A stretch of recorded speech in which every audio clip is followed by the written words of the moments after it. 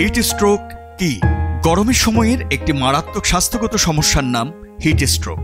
এর ফলে ঘাম বন্ধ হয়ে গিয়ে শরীরের তাপমাত্রা দ্রুত বাড়তে শুরু করে।